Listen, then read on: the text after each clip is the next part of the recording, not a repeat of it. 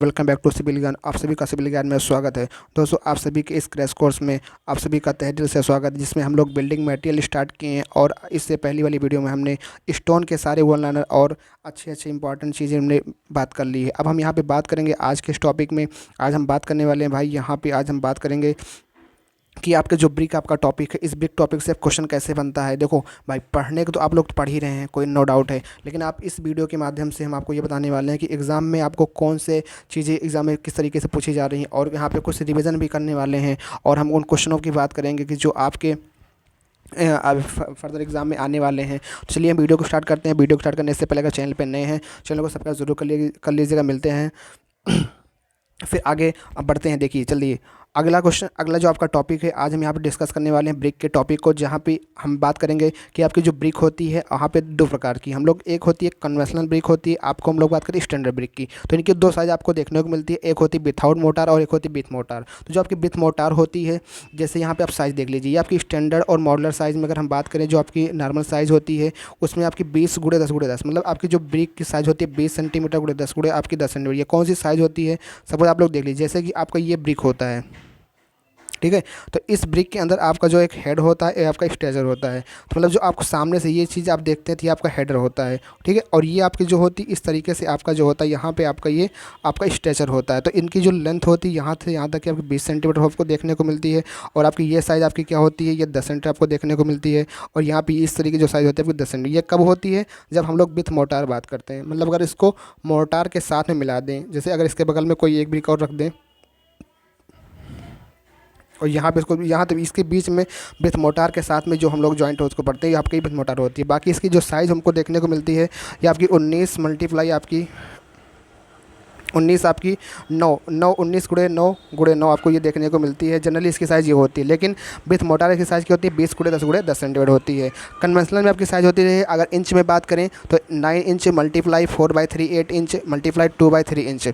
उसको अगर centimetre change करते हैं, 23 सेंटीमीटर 11.2 सेंटीमीटर इंटू 7 सेंटीमीटर देखने को मिलती है। कभी कभी इसको जो है इस तरीके से देखने को मिलता है कि 230 mm गुणे 114 mm गुणे 760 mm, मतलब mm में अगर हम इसको कन्वर्ट कर लेते हैं तो इसको इस तरीके से हमको देखने को मिलती है। तो सबसे पहले हमने बात कर लिया ब्रिक, जो कि सिविल इंजीनियरिंग में एक बिल्डिंग मटेरियल के रूप में हमारा ब्रिक का यूज़ किया जाता है। आजकल जो है स्टोन के स्थान पर हम लोग ब्रिक का यूज़ करते हैं, क्योंकि आप लोग देख रहे हैं स्टोन आसानी से अब कहाँ मिल रहा है, और हर जगह स्टोन अवेलेबल भी नहीं होता है। जितने अच्छे तरीके से हम लोग ब्रिक के द्वारा हम लोग बना सकते हैं, उतने अच्छे तरीके से हम लोग स्टोन का यूज़ नहीं कर पाते हैं। तो मॉडर्न टाइम में आपका जो है ब्रिक ही सब कहीं देखने को मिलता है, और ब्रिक ही आपकी जो है देखने को मिलती है। तो ब्रिक के बारे में हमको यहाँ पे पढ़ना है। अब हम बात कर लेते हैं कि ब्रिक में कौन कौन से ऐसे कंपोनेंट होते हैं, मतलब किन किन इंग्रेडिएंट से वो मिलकर बना होता है। जैसे अगर हम बात करते हैं कि कौन कौन से के अंदर इंग्रेडिएंट होते हैं, तो इसके अंदर सबसे पहले आपका आता है सिलिका। सिलिका में इसको याद करने का तरीका होता है SALIM, सब लोग जानते ही होंगे इसका। सलीम से हम लोग याद कर लेते हैं कि ब्रिक के अंदर यहाँ से आपका एक क्वेश्चन बनता ही बनता है भाई, कि सिलिका सबसे पहला क्वेश्चन तो ये बनता है कि ब्रिक के अंदर कौन सा ऐसा इंग्रेडिएंट है जो सर्वाधिक मात्रा में होता है। तो आप कहेंगे सिलिका, ठीक है। वो कितना होता है, 50 से 60% आपका ब्रिक के अंदर देखने को मिलता है। फिर उसके बाद आपका क्या होता है, एल्यूमिना होता है। वो कितना आपका होता है, तो ये आपका होता है 20 से 30% होता है। तो ये आपके दो मेजर कंपोनेंट होते हैं जो आपको देखने को मिलते हैं ब्रिक के अंदर। तो यहाँ पे आप वही मैंने यहाँ पे दिखाया है कि एस से क्या होता है आपका, तो ये से आपका ये होता है सिलिका। इस ए से क्या होता है आपका ये, तो ये आपका होता है एल्यूमिना। तो एस एल से क्या होता है आपका लाइम। फिर ये क्या होता है आपका आयरन ऑक्साइड। फिर एक एम से क्या होता है आपका, तो ये होता है आपका मैग्नीशिया होता है। तो सबसे अधिक मात्रा में आपका सिलिका देखने को मिलता है, आपका एल्यूमिना देखने को मिलता है। कितना ये होता है आपका, तो सिलिका आपका 50 से 60% होता है, एल्यूमिना आपका जो होता है वो 20 से 30% होता है। अगर हम लोग बात करते हैं कि इसमें आयरन ऑक्साइड कितना होता है, तो यहाँ पर जो आपका आयरन ऑक्साइड होता है, जिसको हम लोग या फिर 2O3 कहते हैं, तो इसकी वैल्यू जो होती है वो 2 से 5% होती है। 2 से 5% आपको देखने को मिलती है। और इसके अंदर जो लाइम की मात्रा होती है तो वो भी आपकी जो है 3 से 5% आपको देखने को मिलती है। तो ये आपकी होती है। फिर आपका मैग्नीशिया भी आपको इसके अंदर होता है। मैग्नीशिया आपका इसके अंदर कितना होता है, तो लेस देन 1% आपका मैग्नीशिया होता है। और आपका एल्केलीज भी इसके अंदर क्या होता है, लेस देन 1% होता है। तो ब्रिक के अंदर जो जनरली मेजर कंपोनेंट पाया जाता है, ये आपका सलीम से याद कर सकते हैं कि सलीम में silica, alumina, lime, iron oxide और मैग्नीशिया। तो इन तरीके से आप लोग ब्रिक के कंपोनेंट को याद कर सकते हो। ये आपका वेरी इंपॉर्टेंट है क्योंकि एग्ज़ाम में यहाँ से क्वेश्चन बनते ही बनते हैं। आप लोग सोच रहे होंगे कि इतना सरल अब एग्ज़ाम में नहीं बनता। भाई एग्ज़ाम में आपका अगर 100 क्वेश्चन आएगा तो 100 क्वेश्चन में 50 से 60 क्वेश्चन अब भी ऐसे क्वेश्चन आते हैं कि जो आप ऑन एन एवरेज करके, अगर एवरेज पढ़ाई करके आप जाते हैं तब भी वहाँ कर ला पाएंगे। और जो 20 से 30 क्वेश्चन होते हैं वो आपके हाई लेवल के होते हैं, जो मतलब हाई लेवल क्या, वो नए क्वेश्चन फ्रेम होते हैं, तो वहाँ पर वही कर पाता है जो अच्छे से चीज़ों को पढ़ा होता है। तो मैं यहाँ पे आप सभी को ये बता रहा हूँ कि आपका जो ब्रिक का टॉपिक है, इस ब्रिक के टॉपिक से तो ये आपका बहुत ही इंपॉर्टेंट है। मतलब इसमें इंग्रेडिएंट के बारे में पूछता ही पूछता है। तो यहाँ पर आप लोग देख लीजिए कि यहाँ पे आपका कुछ तरीके से सिल्का का दिया हुआ है कि सिल्का का जो कंटेंट होता है वो कितना होता है, सिल्का आपको कितनी मात्रा में देखने को मिलता है। तो यहाँ पे सिल्का आपका 50 से 60% देखने को मिलता है। फिर आपका एल्युमिना की बात करें तो आपको 20 से 30% आपको एल्युमिना देखने को मिलता है। अगर बात करें लाइम की बात करें, कैल्शियम ऑक्साइड की बात करें, 2 से 5% होता है आपका, जो कि कभी भी इसका मान 5% से अधिक नहीं होना चाहिए। अगर बात करें आयरन ऑक्साइड की मात्रा कितनी होती है, 3 से 5% आने वाले देखने को मिलती है। मैग्नीशियम की मात्रा कितनी होती है, लेस देन 1 होती है। और एल्कली आपका कितना होता है, लेस देन 1 होती है। तो यहाँ से अगर आप कुछ नहीं याद रखें तो ये याद जरूर रखिएगा कि सबसे अधिक मात्रा में क्या होता है, सिलिका होता है। सबसे अधिक मात्रा में क्या होता है, सिलिका होता है। अब हम बात करेंगे इनके कौन कौन से फंक्शन हैं, या हमारे जो ब्रिक के अंदर ये जो इंग्रेडिएंट पाए जाते हैं इनका काम क्या होता है। जैसे सबसे ज़्यादा आपका होता है सिल्का, तो सिल्का का काम क्या होता है, सिल्का का काम क्या करता है। फिर आपका जो एल्युमिना होता है, एल्युमिना का काम क्या होता है, ठीक है। तो जनरली इसको हम लोग इस तरह से याद ही रखते हैं कि इनका जो कंटेंट होता है सबसे अधिक मात्रा में तो आपका ये होता है 50 से 60% आपका सिलिका देखने को मिलता है, ठीक है। एल्युमिना आपका कितना होता है, 20 से 30% आपका एल्युमिना देखने को मिलता है। तो ये जो सिलिका होता है क्या करता है, ये आपको इम्पार्ट स्ट्रेंथ करता है, मतलब ये आपके स्ट्रेंथ को इसमें इम्पार्ट करता है, जो स्ट्रेंथ देता है। अगर मान लो सिलिका की मात्रा एक्सेस में हो जाए तो उससे क्या होगा, उससे आपकी जो ब्रिक होगी किससे हो जाएगी, वो आपकी बिटल नेचर की हो जाएगी, या इसको हम लोग कहते हैं इंग्लिश में due to laws of cohesion. मतलब वो अपने कोहेसन को क्या होती, कोहेसन को क्या करती है, खो देती है। अब कोहेसन क्या होता है, मतलब क्या होता है कि उनकी ब्रिक के बीच में जो बॉन्डिंग होती है, जो आपके इंग्रेडिएंट होते हैं आपस में जो मिले होते हैं, तो उनकी जो बॉन्डिंग होती है बॉन्डिंग ब्रेक ना हो, इसके लिए हम लोग क्या करें, सिलिका को एक प्रॉपर मात्रा में रखते हैं। अगर वो अधिक मात्रा में हो जाती है तो क्या हो जाता है, ब्रिटल नेचर की बन जाती है, या तो फिर आपकी लॉस ऑफ कोहेसन हो जाता है। अब हम यहाँ पे बात करेंगे एल्युमिना। एल्युमिना का काम क्या होता है, एल्युमिना आपकी इम्पार्ट क्या करती है, प्लास्टिसिटी को इम्पार्ट करती है। क्या करती है, इम्पार्ट करती है, आपकी प्लास्टिसिटी को ये आपके क्या करती है, इम्पार्ट करती है। तो एल्युमिना कैसे क्या होती है, प्लास्टिसिटी आपको देखने को मिलती है। अगर मान लो एल्युमिना की मात्रा एक्सेस हो जाए, एक्सेस मात्रा अगर एल्युमिना हो जाती है तो ये आपके क्या होता है, क्रैक्स डेवलप हो जाते हैं। क्रैक्स जो है इसकी वजह से डेवलप हो जाते हैं, क्रैक्स आपके डेवलप हो जाते हैं, और आपके जो कॉर्नर होते हैं वो आपके डिफॉर्म हो जाते हैं। तो ये जरूर, बाकी सब चाहे मत याद रखना, लेकिन ये जरूर याद रखना कि सिलिका की वजह से क्या होता है, स्ट्रेंथ को इम्पार्ट करता है, और एल्युमिना क्या करता है, आपको इम्पार्ट करता है प्लास्टिसिटी को। मतलब इसके द्वारा क्या होती है, आपकी प्लास्टिसिटी के लिए इम्पार्ट करती है। अगर हम यहीं पर बात कर लें कि लाइम का क्या काम होता है, लाइम हमारे ब्रिक के अंदर क्या काम करता है, तो लाइम जो है एज ए फ्लक्स काम करता है, एज आ फ्लक्स के रूप में ये काम करता है। लाइम कैसे काम करता है, एज ए फ्लक्स काम करता है, मतलब कि ये हमारे जो ब्रिक होते हैं, ब्रिक के जो जितने भी इंग्रेडिएंट होते हैं उनको आपस में मिलाता है, उनको मतलब फ्लक्स करता है। और उसके बाद अगर मान लें कि एक्सेस मात्रा में हो जाएगा तो क्या करेगा, अगर ये अधिक मात्रा में हो जाएगा तो ब्रिक हमारी जो होती हैं ओवर बर्न्ट हो जाती हैं। क्या हो जाती हैं, ओवर बर्न्ट हो जाती हैं, और उनकी जो शेप होती है वो क्या हो जाती है, चेंज हो जाती है। ब्रिक क्या होता है, आपकी शेप उनकी चेंज हो जाती है। तो ये हो गया लाइम का काम। अगर हम बात करें आयरन ऑक्साइड, अगर आप लोग देखते होंगे कि ब्रिक का जो रेड कलर होता है, जैसे कि अगर हम आपको बताएं कि ब्रिक जो आपकी होती है बिल्कुल रेड कलर में ऐसे दिखती है, चेरी रेड कलर में, तो इसका जो ब्रिक का रेड कलर होता है वो किस वजह से होता है, तो ये आपका Fe2O3 की वजह से होता है, जिसको हम लोग कहते हैं आयरन ऑक्साइड। ये क्वेश्चन एग्जाम में पूछा ही जाता है, और पूछा भी गया है कई बार कि ब्रिक का जो रेड का उसको हम लोग कहते हैं चेरी लाल रंग, जो चेरी रेड कलर होता है ब्रिक का, वो किस वजह से होता है, तो आयरन ऑक्साइड की वजह से ही होता है जो ब्रिक का आपका रेड कलर होता है, ठीक है। अगर हम बात करें मैग्नीशिया का काम क्या होता है, तो मैग्नीशिया आपका जो येलो कलर प्रोवाइड करता है, और ये मैग्नीशिया आपका जो होता है येलो कलर, मैग्नीशिया की वजह से क्या होता है, आपका येलो कलर में आपकी ब्रिक होती है, येलो कलर होती है। और क्या करती है, ये आपका प्रिवेंट करती है श्रिंकेज को, ये क्या करती है, आपकी प्रिवेंट करती है। और अगर ये अधिक मात्रा में हो जाएगा तो येलोइश कलर ही देता है, येलोइश कलर ब्रिक को ही देता है, मैग्नीशिया आपको जो है येलोइश कलर आपका देता है। तो हमने यहाँ पे बात कर लिया कि ब्रिक के कौन कौन से कंपोनेंट होते हैं और उन कंपोनेंट के कौन कौन से काम होते हैं। तो ये आपके एग्ज़ाम के लिए बहुत ही ज़रूरी है, इसको भी आपको ध्यान रखना। अब हम बात करेंगे कि जो ब्रिक्स में कुछ चीज़ें होती हैं, जैसे कि आपको इस पीडीएफ में सारी चीज़ें दिख जाएगी कि यहाँ पे आप लोग देख लीजिए सिल्का का काम क्या होता है। सिल्का यहाँ पे इम्पार्ट स्ट्रेंथ करता है, अधिक मात्रा में होगा बेटाइल नेचर का हो जाएगा, मतलब due to loss of cohesion आपको देखने को मिलेगा। अगर एल्यूमिना अधिक मात्रा में हो जाएगा तो क्रैक डेवलप हो जाएगा। लेकिन इसका काम क्या होता है, ये प्लास्टिसिटी को इम्पार्ट करता है। अगर हम बात करें हम लोग लाइम की, तो लाइम क्या काम करता है, यहाँ पर लाइम आपका यूज एज ए फ्लक्स काम करता है, मेल्टिंग पॉइंट को रिड्यूस कर देता है और आपकी जो ब्रिक ओवरबंट हो जाती है इसके एक्सेस की वजह से। अगर ये लाइम अधिक प्रचुर मात्रा में रहेगा तो कोई दिक्कत नहीं है। अगर हम बात करें आयरन ऑक्साइड की, तो यहाँ पे आयरन ऑक्साइड आपका जो होता है रेड कलर देता है और इसको यूज एज फ्लक्स में हम लोग काम करते हैं। और ये प्रोवाइड डार्क ब्लू और ब्लैकिश कलर। अगर ये एक्सेस मात्रा में होगा तो डार्क ब्लू और जो ब्लैकिश कलर आपको देखने को मिलता है वो आयरन ऑक्साइड की वजह से देखने को मिलता है। अगर हम बात करें मैग्नीशिया की बात करें तो मैग्नीशिया की वजह से आपको येलो कलर देखने को मिलता है और आपकी प्रिवेंट करते हैं सिंकेज को। यहाँ पे आपका जो एक्सेस मात्रा में हो जाएगा वो येलोइश कलर हो जाएगा। येलोइश मतलब क्या होता है कि आपकी डिकी आप ब्रिक, जो ब्रिक का डिकी हो जाता है किस वजह से होता है, तो ये आपका मैग्नीशिया की वजह से आपको देखने को मिलता है। उम्मीद करता हूँ आपको ये समझ में आ रहा होगा। अब हम यहाँ पे बात करेंगे कुछ इंपॉर्टेंट चीज़ की, जैसे कि आप लोग सुनोगे फ्रॉग। अब फ्रॉग से क्वेश्चन एक बनता ही है, फ्रॉग आपका बहुत ही इंपॉर्टेंट है। अब फ्रॉग क्या होता है, जैसे आपकी ये ब्रिक होती है, जैसे ये हमने देखो यहाँ ब्रिक बनाए, तो ये ब्रिक में ऊपर क्या होता है कुछ ऐसे जगह छोड़ी होती है, तो मतलब कुछ जगह छोड़ दी जाती है। तो इस जगह में क्या करता है जो आपके ब्रिक का निर्माता होता है नाम रखवा देता है, नाम लिख देता है। लेकिन वास्तव में इंजीनियरिंग दृष्टिकोण से इसका काम क्या होता है, जो आपकी ब्रिक होती है, जैसे आपकी जो ये ब्रिक होती है, तो इस ब्रिक के अंदर, इस ब्रिक के अंदर आपकी जो है यहाँ पे जो है ब्रिक का निर्माता नाम लिखा रहता है। आप देख रहे हो SBF या कुछ भी BMC जो भी नाम होता है ब्रिक का निर्माता। लेकिन इसका काम करता है, ये काम करता है की का काम करता है, मतलब क्या बॉन्डिंग के रूप में इसका यूज होता है।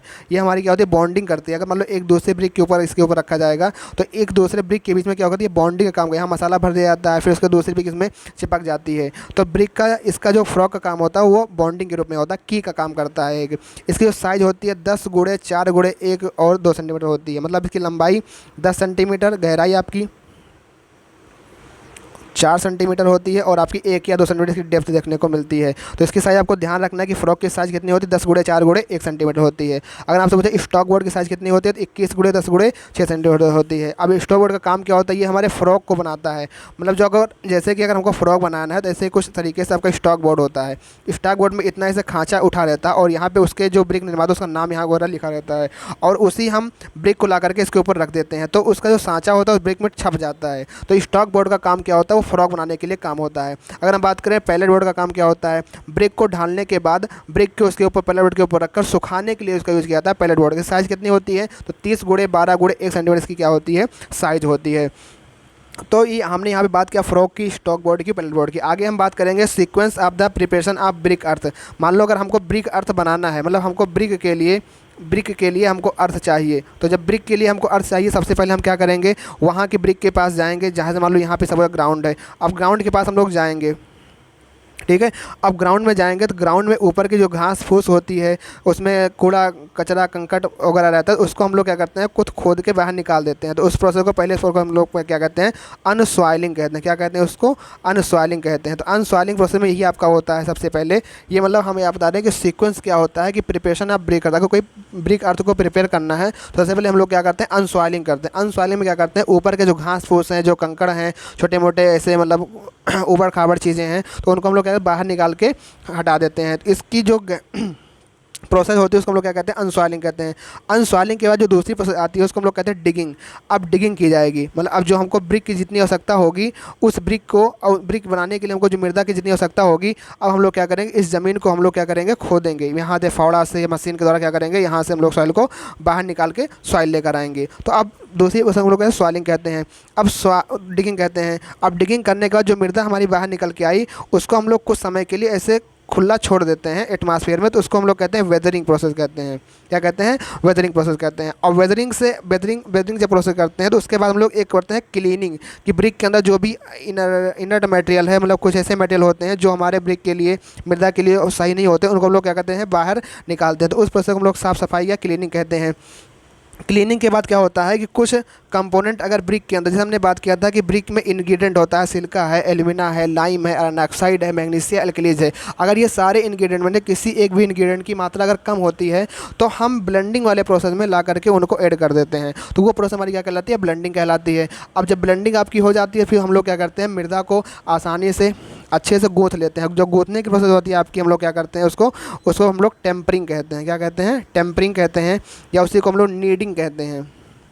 क्या कहते हैं? नीडिंग कहते हैं। तो नीडिंग प्रोसेस में आपको पानी वानी मिला करके आराम से मिट्टी को गूँथने की प्रोसेस की जाती है, तो वो हमारी क्या कहलाती है? टेम्परिंग, या आपकी नीडिंग कहलाती है। तो इस तरीके से आपका जा करके प्रिपरेशन ऑफ ब्रिक अर्थ होता है। तो कभी कभी एग्ज़ाम में ये भी आ जाता है इनको। अब यहाँ से क्वेश्चन कैसे बनता है? तो यहाँ से क्वेश्चन ये बनता है, तो आपको दे देगा पहला अनसॉइलिंग दे देगा, अनसॉइलिंग आपको दे देगा। फिर आपको दूसरा ऑप्शन में दे देगा कि हमने यहाँ पे डिगिंग कर दिया, फिर हमने क्लीनिंग की, फिर हमने वेदरिंग की, फिर हमने जो उनमें कम था ब्लेंडिंग किया, फिर हमने उसको जो है गूँथा मिट्टी को, टेम्परिंग और नीडिंग प्रोसेस की। तो अब इन प्रोसेस को कह देगा कि सीक्वेंस में लगाओ, या तो फिर इधर दे देगा अनसॉइलिंग और मैच ज़्यादा फॉलोइंग में दे देगा। तो यहाँ से क्वेश्चन आपका बनता ही बनता है। ये पूछ लेगा कि अनसॉइलिंग प्रोसेस में क्या होता है, ब्लेंडिंग हम लोग क्या करते हैं, टेम्परिंग क्या करते हैं, फिर नीडिंग क्या करते हैं। तो इन सभी तरीके से हम लोग क्या करते हैं, अपनी ब्रिक अर्थ को हम लोग क्या करते हैं, कंप्लीट करते हैं। कि अनसॉइलिंग से, डिगिंग से, वेदरिंग से, क्लीनिंग से, ब्लेंडिंग, टेम्परिंग करके प्रोसेस हम लोग क्या करते हैं, ब्रिक अर्थ को बनाते हैं। जब हमारी ब्रिक अर्थ बन जाती है तो उसको हम लोग सांचे में ले जाते हैं, सांचे में उसको ढालते हैं और सारी प्रोसेस आगे करते हैं। फिर उसको हम लोग सुखाते हैं, फिर बर्निंग प्रोसेस आती है। तो जब भी हमारी ब्रिक की बर्निंग प्रोसेस होती है तो बर्निंग में हम लोग क्या करते हैं, यहाँ पे देखिए बर्निंग में आपका 3 तरीके से होता है, और कौन कौन आपका उसमें जोन होता है। जैसे कि पहला जोन आपका होता है डिहाइड्रेशन जोन। कौन सा होता है? Dehydration zone. ब्रिक को हम लोग नॉर्मली कहाँ है 900 से लेकर के 1200 डिग्री सेंटीग्रेड, या आपको जनरली इसका अगर आप उसमें देखेंगे तो 1100 लेकर के 1200 डिग्री टेम्परेचर पर हम लोग ब्रिक को क्या करते हैं, बर्निंग करते हैं, मतलब उसको सुखाते हैं। तो यहाँ पे क्या है, आपका डिहाइड्रेशन जोन है, फिर आपका ऑक्सीडेशन जोन है, फिर आपका विट्रिफिकेशन जोन है। तो डिहाइड्रेशन जोन का टेम्परेचर कितना होता है? 400 से लेकर के 650 डिग्री सेंटीग्रेड होता है। ठीक है। फिर आपका ऑक्सीडेशन जोन में कितना होता है, ब्रिक का 650 से 900 डिग्री सेंटीग्रेड होता है। विट्रिफिकेशन में कितना होता है, तो ये आपका होता है 900 से लेकर के 1200 डिग्री टेम्परेचर तक। तो जनरली जो क्वेश्चन आपसे पूछा जाता है कभी कभी कि बर्निंग में बर्निंग जोन हम लोग ब्रिक का करते हैं, और कितना होता है 1100 से 1200 या 1200 डिग्री टेम्परेचर तक हम लोग करते हैं। अगर उससे फर्दर पूछ ले कि उसमें सब क्लासिफिकेशन कैसे होता है, कि डिहाइड्रेशन जोन में क्या होता है, ऑक्सीडेशन जोन में कितना टेम्परेचर होता है, तो विट्रिफिकेशन में कितना टेम्परेचर होता है, तो आपको इस तरीके से याद रखना है कि विट्रिफिकेशन में हमारा इतना टेम्परेचर होता है, ऑक्सीडेशन में इतना होता है। अगर ओवरऑल पूछे तो 1100 से 1200 ऑप्शन में रहेगा, आप उसको टिक कर सकते हैं। फिर हम लोग क्या होता है कि जो भट्टियाँ होती हैं, उन भट्टियों के अंदर हम लोग क्या करते हैं, ब्रिक को अपने ले जाते हैं, वहाँ से हमारी ब्रिक बाहर निकल के आती है। तो जैसे कि उसमें हम लोग किल्न, जिसे हम लोग कहते हैं, किल्न में हमारी सबसे पहले आपकी आती है पजावा भट्टी, पजावा है, फिर इलाहाबादी है, फिर बुलटेंच है, हाफ मैन किल्न है। तो यहाँ पे दिया है कि इनके द्वारा जो फर्स्ट क्लास की ब्रिक होती है कितनी बाहर निकल के आती हैं। तो पजावा भट्टी अगर होगी तो वहाँ से हमारा 50 से 60% आउटकम बाहर निकल के आता है, और इलाहाबादी वाले से कितना निकल के आता है, 60 से 70% निकल के आता है, और बुल ट्रेन से आपका 70 से 80% निकल के आता है, और हाफ मैन वाले किल्न से कितना निकल के आता है, 80 से 90% निकल के आता है। तो इसको याद करने का तरीका है, तो आप सभी जानते हैं पबजी गेम तो आप सब लोग खेलते ही हैं। पबजी है 50 से 60, 60 से 70, 70 से 80 और 80 से 90। अब ये क्या है, पबजी से याद रहेगा, पबजी है 50 से 60, 60 से 70, 70 से 80, 80 90। ये 50 से 60 क्या है, ये आउटकम है, ब्रिक का आउटकम कितना होता है, मतलब जो अगर हम लोग पी से, मतलब क्या हो गया पजावा, पी से क्या हो गया आपका पजावा। अगर हम लोग पजावा वाली भट्टी को यूज़ करेंगे तो पजावा वाली भट्टी से जो निकल के आएगा पहली क्लास की ब्रिक 50 से 60% होगी। फिर क्या है इलाहाबादी, ऐसे क्या होता है इलाहाबादी, अगर इलाहाबाद वाली भट्टी यूज़ करेंगे तो 60 से 70% निकल के आएगा। फिर क्या आपका बी, तो बी से क्या होता है बुल ट्रेंच, तो बुल ट्रेंच जो निकल के आएगा 70 से 80% निकल के आएगा।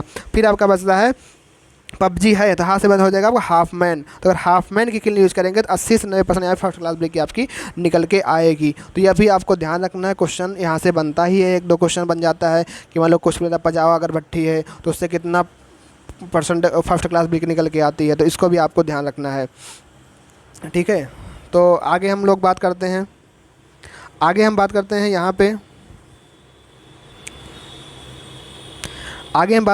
पे कुछ ब्रिक हैं।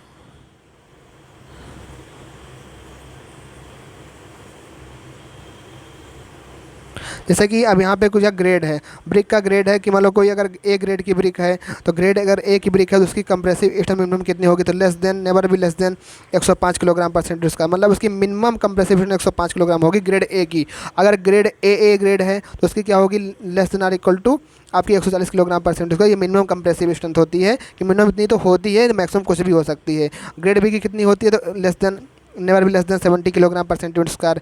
ग्रेड सी की कितनी होती है, नेवर भी लेस देन आकर 35 किलोग्राम पर सेंटीमीटर स्क्वायर। तो ग्रेड ए की 105, ग्रेड ए की 140, ग्रेड बी की 70, ग्रेड सी की आपकी कितनी होती है 35 किलोग्राम पर सेंटीमीटर स्क्वायर। अब यहाँ पे जो है आपका कुछ इस तरीके से क्वेश्चन होता है कि कुछ इस तरीके से भी क्वेश्चन आपका यहाँ से पूछा जाता है कि मान लो अगर आपकी फर्स्ट क्लास ब्रिक है, जो फर्स्ट क्लास ब्रिक है, फिर आपकी सेकंड क्लास ब्रिक है, फिर आपकी थर्ड क्लास ब्रिक है, तो अगर आपकी फर्स्ट क्लास ब्रिक होगी तो इनकी जो मिनिमम कंप्रेसिव स्ट्रेंथ होगी और एक होता है मैक्सिमम कितना ये लोग वाटर एब्जॉर्ब कर सकते हैं, ठीक है। तो जो फर्स्ट क्लास की ब्रिक होती है मैक्सिमम कितना वाटर एब्जॉर्ब कर सकते हैं, तो ये आपका 20%, मैक्सिमम 20% वाटर एब्जॉर्ब कर सकते हैं। सेकंड क्लास कितनी कर सकती है, तो आपके 20 से 22% एब्जॉर्ब कर सकता है, और थर्ड क्लास कितनी होती है 25% एब्जॉर्ब कर सकता है। तो यहाँ से कुछ क्वेश्चन आपका पूछा ही जाता है कि फर्स्ट क्लास ब्रिक अगर होगी तो कितना मैक्सिमम वाटर एब्जॉर्ब कर पाए, 20%, सेकंड क्लास की 22% और थर्ड क्लास की आपकी 25% होती है। अगर पूछे मिनिमम कंप्रेसिव स्ट्रेंथ कितनी होती है, तो इसकी होती है 105 किलोग्राम पर सेंटीमीटर स्क्वायर, फिर आपकी 75 किलोग्राम पर सेंटीमीटर स्क्वायर, फिर आपकी होती है 35 किलोग्राम पर सेंटीमीटर स्क्वायर, मतलब 10.5, 7.5, 3.5 न्यूटन पर मीटर स्क्वायर में भी होती है। तो यहाँ पे first class brick, second class brick और थर्ड क्लास, ये होती है मिनिमम कंप्रेसिव स्ट्रेंथ होती है 105, 75, 35, और ये होता है मैक्सिमम वाटर कंटेंट कितना पानी को एब्जॉर्ब कर सकता है। अगर 24 आवर तक उसको भिगो कर रखा जाए तो मैक्सिमम कितना पानी एब्जॉर्ब कर सकता है, तो 20%, 22%, 25%, 105 किलोग्राम पर सेंटीमीटर स्क्वायर, 75 किलोग्राम पर सेंटीमीटर स्क्वायर, 35 किलोग्राम पर सेंटीमीटर स्क्वायर, ये आपकी होती है मिनिमम कंप्रेसिव स्ट्रेंथ कि इतनी कंप्रेसिव स्ट्रेंथ आपकी होनी ही चाहिए first class brick, second class brick और आपकी थर्ड क्लास ब्रिक। आगे हम लोग पढ़ते हैं, यहाँ हमने ग्रेड की भी बात कर लिया। अगर ग्रेड वाइज पूछा गया तो आप इस तरीके से बता सकते हैं। फिर यहाँ पे है टाइप ऑफ रिफ्रैक्टरी ब्रिक। अब क्या होता है रिफ्रैक्टरी ब्रिक, जैसे कि नाम से पता है कि जो आपकी भट्टियाँ होती हैं, जो बड़े बड़े कारखाने होते हैं जहाँ पे हम लोग अधिक टेम्परेचर होता है, वहाँ पे कुछ स्पेशल तरीके से आपकी ब्रिक का यूज होता है, जैसे कि एसिड रिफ्रैक्टरी ब्रिक। अब रिफ्रैक्टरी मतलब क्या होगा कि जो आपकी भट्टी हो गई जहाँ पे टेम्परेचर बहुत हाई होता है, जहाँ हमारी ब्रिक हमेशा एकदम टेम्परेचर में रहती हैं, तो वहाँ पर हम लोग जैसे कि है एसिड रिफ्रैक्टरी ब्रिक का यूज़ करते हैं। फिर तो हमारा बेसिक होती है तो बेसिक रिफ्रैक्टिव ब्रिक का यूज़ करते हैं। फिर आपका न्यूट्रल रिफ्रैक्टिव ब्रिक होती है। तो एसिड के अंदर अगर मान लो एसिड रिफ्रैक्टिव ब्रिक होगी तो उसके अंदर सिलिका कंटेंट कितना होगा, 95 से 97% आपका सिलिका होगा। लाइम की मात्रा कितनी होगी, 102% होगी। अगर हम बात करें बेसिक वाले में तो मैग्नीशिया होगा, कैल्शियम ऑक्साइड होगा, आपका सिलिका होगा। मैग्नीशिया कितना होगा 85% मैक्सिमम होगा, कैल्शियम ऑक्साइड कितना होगा 25% मैक्सिमम होगा, और सिलिका कितना होगा 5.5% आपका मैक्सिमम होगा। अगर हम बात करें न्यूट्रल रिफ्रैक्टिव ब्रिक तो न्यूट्रल आप में क्रोम हो गया, आयरन ओर हो गया, बॉक्साइट हो गया, और हो गया, सिलिका हो गया, आपका मैग्नीशिया होगा। तो ये सब आपकी क्या होती है न्यूट्रल रिफ्रैक्टिव ब्रिक आपकी होती हैं। तो आपका इस तरीके से टाइप्स ऑफ रिफ्रैक्टिव ब्रिक होती हैं, उनके कंपोजिशन होते हैं, उनको आपको ध्यान रखना, आपके एग्जाम में यहाँ से क्वेश्चन बन सकते हैं। आगे बढ़ते हैं, आगे हम लोग पढ़ेंगे इफ्लोरेसेंस टेस्ट। क्या होता है इफ्लोरेसेंस? आप लोग अच्छा जनरली आप लोग अपने घरों में देखे होंगे कि जो आपकी ब्रिक होती है दीवारों में लगी होती है, जिनके प्लास्टर नहीं होता है, तो कभी कभी आप लोग देखिए उनके ऊपर सफ़ेद सफ़ेद व्हाइटिश करके कुछ लेयर बन जाती हैं, उन्हीं को हम लोग कहते हैं व्हाइट पैचेज जो आपके बन जाते हैं, तो उन्हीं को हम लोग कहते हैं। ये किस वजह से होते हैं? एल्कलीज की वजह से होते हैं, या उनके अंदर ऐसे कुछ कैल्शियम ऑक्साइड होते हैं जो कि हमारे एटमॉस्फेयर से संपर्क करके, या कुछ ऐसे इंग्रेडिएंट होते हैं जो कि एटमॉस्फेयर संपर्क में व्हाइटिश पैचेज के ऊपर बना देते हैं। तो हमारा होता है इफ्लोरेसेंस टेस्ट। तो ब्रिक का जो इफ्लोरेसेंस टेस्ट होता है वो IS कोड क्या होता है 3495 पार्ट 3 और 1992। इसके तहत हम लोग क्या करते हैं इफ्लोरेसेंस टेस्ट जो हम लोग करते हैं। अगर आपका व्हाइट पैचेज कितना होगा 10% तक होगा तो कितनी होती है स्लाइट उसे कहते हैं। अगर 10 से 50% होगा तो कितना होगा मॉडरेट होगा। अगर ग्रेटर देन 50% होगा कितना होगा सीवर कंडीशन में होगा। अगर ये लार्ज अमाउंट में होगी तो सीरियस कंडीशन होती है। तो आप लोग देखे होंगे घरों में इफ्लोरेसेंस बन जाती है, व्हाइट पैचेज जो आपके जो बन जाते हैं, तो वही आपका होता है भैया ये इफ्लोरेसेंस टेस्ट। तो अगर अप टू 10% होगा, अगर 10% तक होगा तो कैसा होगा आपका? अगर 10% तक होगा आपका तो स्लाइट होगा। क्या होगा? स्लाइट होगा। अगर आपका 10 से कितना होगा 50% होगा तो उसको हम लोग क्या कहेंगे मॉडरेट कहेंगे। ये 10% ये क्या ये वाला व्हाइट पैचेज हैं, अगर व्हाइट पैचेज की मात्रा 10% तक है तो आपकी स्लाइट कहलाएगी। 10 से 50% है तो कितना होगा मॉडरेट होगा। अगर ग्रेटर देन 50% होगा तो आपका क्या कहलाएगा वो सीवर कहलाएगा, सीवर कहलाएगा। अगर आपका बहुत अधिक मात्रा में हो जाएगा, लार्ज अमाउंट में होगा तो भैया सीरियस कंडीशन आ जाएगी। तो ये याद रखना, ये क्वेश्चन यहाँ से बना हुआ है, यहाँ से क्वेश्चन पूछा गया। अगर 10 से 50% होता क्या होता है, अगर मॉडरेट कंडीशन होती है तो इसको आपको जरूर याद रखना है। यहाँ से क्वेश्चन ये आपका एग्जाम में पूछा गया है। तो 10% से 10 से 50 जो आपका जो होता है आपका मॉडरेट कंडीशन में होता है। अब हम आगे बढ़ते हैं, आगे हम लोग रिवाइज करेंगे कुछ इंपॉर्टेंट कोड की जो ब्रिक से रिलेटेड होंगे, उनके टेस्ट से रिलेटेड होंगे। जैसा कि यहाँ पे हमारा है sample required for brick test. तो यहाँ पे आप लोग देखिए, यहाँ हम लोग देखते हैं, यहाँ पे पहला होगा कंप्रेसिव स्ट्रेंथ टेस्ट। तो कंप्रेसिव स्ट्रेंथ टेस्ट भैया जो होता है हम लोग ब्रिक के लिए करते हैं। तो यहाँ पे नंबर ऑफ सैंपल कितना लेंगे, 6 सैंपल लेंगे और 3495 पार्ट 1 हमारा ये कहता है कि कंप्रेसिव स्ट्रेंथ टेस्ट हम लोग इस तरीके से करते हैं। दूसरा मतलब जो ब्रिक का होता है वाटर एब्जॉर्बेशन टेस्ट होता है, जिसमें हम लोग 3495 पार्ट 2 में करते हैं। नंबर ऑफ सैंपल यहाँ पे 5 लेते हैं। इफ्लोरेसेंस टेस्ट में क्या करते हैं, 3495 पार्ट 3 का यूज़ करते हैं, यहाँ पे कोई नंबर ऑफ सैंपल नहीं ले जाता है। वार पेज टेस्ट होता है जो कि आपका ब्रिक के लिए ही किया था, 3495 पार्ट 4 के अंतर्गत करते हैं और यहाँ पे नंबर सैंपल आपका 10 होता है। डायमेंशन टेस्ट करते हैं जिसके आपका आई स्कोर 1077 होता है और नंबर ऑफ सैंपल 20 लेते हैं। आप सभी लोग जानते होंगे जिसमें कि हम लोग लेंथ वाला लेते हैं कि 20 अगर नंबर ऑफ सैंपल हो गया तो अगर हम लोग 20 ब्रिक को लेंगे तो 20 ब्रिक को ऐसे लंबाई में से लगा देते हैं, 20 ब्रिक को ऐसे लंबाई में जब डायमेंशन वाला टेस्ट करते हैं तो 20 ब्रिक का हम लोग क्या करते हैं, फिर उनमें कुछ टॉलरेंस छोड़ा जाता है। जैसे कि अगर मान लो लेंथ है 38,380 प्लस माइनस 8 सेंटीमीटर का टॉलरेंस होता है लेंथ में, और विड्थ में कितना छोड़ते हैं 180 प्लस माइनस 4 सेंटीमीटर का, मतलब प्लस 4 सेंटीमीटर बढ़ सकती है, प्लस माइनस 4 सेंटीमीटर कम हो सकती है। इस तरीके से इसमें टॉलरेंस की वैल्यू छोड़ी जाती है। तो डायमेंशन टेस्ट में अगर आपसे पूछा जाए कि डायमेंशन टेस्ट में कितने नंबर आप ब्रिक लिए जाते हैं, तो आपके 20 नंबर आप ब्रिक लिए जाते हैं, डायमेंशन टेस्ट के अंदर लिए जाते हैं। आगे बढ़ते हैं, आगे हम लोग देखते हैं, आगे हमारा है, आप सभी को क्लास अगर अच्छी लग रही है तो वीडियो को लाइक, चैनल को सब्सक्राइब जरूर करिए। ऐसे ही हम लोग रिवाइज रोज करेंगे और एक एक चैप्टर को, एक एक टॉपिक को अच्छे से हम लोग यहाँ पे करते चले जाएंगे। हाँ, अब यहाँ पे हम लोग ये देखेंगे, यहाँ पे कुछ स्पेशल फॉर्म ऑफ ब्रिक रखी है जो कि एग्जाम में यहाँ से पूछा जाता है क्वेश्चन। तो हम वही चीज़ यहाँ पे आपको बताने वाले हैं कि एग्जाम में किस तरीके से आपके क्वेश्चन जो हैं फ्रेम हो रहे हैं और कुछ तरीके से आपके बन रहे हैं। तो यहाँ पे देख लीजिए, यहाँ पे देख लीजिए कि अगर मान लो एक ब्रिक का साइज़ अगर आपका कुछ इस तरीके से रहा, अगर आपके ब्रिक का साइज़ कुछ इस तरीके से रहा, इस तरीके का अगर फिगर रही तो उसको हम लोग कहते हैं राउंडेड इंडेड ब्रिक। क्या नाम देंगे, राउंडेड इंडेड ब्रिक। अगर आपकी ब्रिक इस तरीके से रही और यहाँ पे सामने इस तरीके से अगर पोर्शन बन रहा है तो हम लोग कहते हैं कैंट। क्या नाम देते हैं, कैंट। अगर आपकी दोनों साइड में जैसे ये पोर्शन बना, अगर इधर भी इससे पोर्शन साइज बन जाए उसको हम लोग कहते हैं डबल कैंट। क्या कहते हैं, डबल कैंट। अगर यही ब्रिक आपकी कुछ इस तरीके से देखने को मिल जाए तो इसको हम लोग कहते हैं बुलनोज। ये आपकी हॉलो ब्रिक का फिगर है, ये आपका क्वीन क्लोजर है, ये आपका 3/4 ब्रिक है, ये आपका बैट है, ये आपका किंग क्लोजर है, कोपिंग है, परफोरेटेड है, कंपास है। तो ये आपके फिगर है। फिगर आप लोग देख लीजिए, कभी कभी फिगर ही दे देता है, पूछता है बताओ कौन सी ब्रिक का नाम है। मान लो यहाँ दे देगा ऐसे बना करके, मान लो ये आपकी ब्रिक दे दिया, ठीक है, और ब्रिक को यहाँ से काट दिया और यहाँ से काट दिया, आधे लेंथ को गायब कर दिया, आधे ब्रिक को गायब कर दिया और दे दिया ऑप्शन में किंग क्लोजर है, क्वीन क्लोजर है, बैट है। तो आपको पता करना होगा, अब आपको जब फिगर भी याद होगी कि हाँ यार किंग क्लोजर में आधी ब्रिक गायब हो जाती है, आधी लेंथ गायब हो जाती है, तो ये आपका होता है हमारा किंग क्लोजर। तो ऑप्शन आप किंग क्लोजर पर टिक कर देंगे। अगर आपको नहीं पता होगा, फिगर आपको दिमाग में नहीं होगा तो आप नहीं कर पाएंगे। तो भाई आप सभी जानते होंगे किंग क्लोजर और क्लोजर बहुत बार बार पूछा ही जाता है एग्जाम में, किंग क्लोजर क्या होता है। कभी कभी ये डिफिनेशन भी पूछा जाता है कि मान लो हाफ द लेंथ है या हाफ द ब्रेथ को काट दिया गया तो आपकी कौन सी ब्रिक होगी, तो ये आपकी जो है क्या कहते हैं कि आपकी जो है किंग क्लोजर होगी। या पूरे एलोंग द लेंथ को काट दिया गया है और ब्रेथ आपकी आधी बची है तो आपकी किंग क्लोजर होती है। तो इस तरीके से कभी कभी ये फॉर्म, ये मतलब कभी डिफिनेशन के फॉर्म में भी पूछे जाते हैं और कभी कभी आपको फिगर बना के दे दिया जाता है। तो उस तरीके से भी आपका ये क्वेश्चन एग्जाम में पूछा जाता है। तो आज हमने इस वीडियो में ब्रिक का रिवाइज कर लिया है और जो जनरल मोटा मोटा होता है ब्रिक में, अगर हम यहाँ देखें तो ब्रिक में हमने जितने भी इंग्रेडिएंट हो गए और ब्रिक के हमारे जो है साइज़ क्या होती है, कन्वेंशनल साइज़ क्या होती है, ट्रेडिशनल साइज़ क्या होती है, ब्रिक के कौन कौन से आपके अधिक मात्रा में होता है, सिलिका है, एल्यूमिना है, लाइम है, इसको हमने रिवाइज़ किया। फिर हमने ये देखा कि कौन से इंग्रेडिएंट काम क्या करते हैं। फिर हमने फ्रॉक के बारे में बात की कि फ्रॉक का साइज़ क्या होता है, आपका स्टॉक बोर्ड का साइज़ क्या होता है, प्लेट बोर्ड का साइज़ क्या होता है। फिर हमने बात किया कि प्रिपरेशन आप ब्रिक अर्थ के लिए कैसे करते हैं, कि जैसे अनसॉइलिंग प्रोसेस हो गया, डिगिंग हो गया, वेदरिंग, ब्लेंडिंग, टेम्परिंग, नीडिंग, ये सारी चीज़ें हम लोग करते हैं।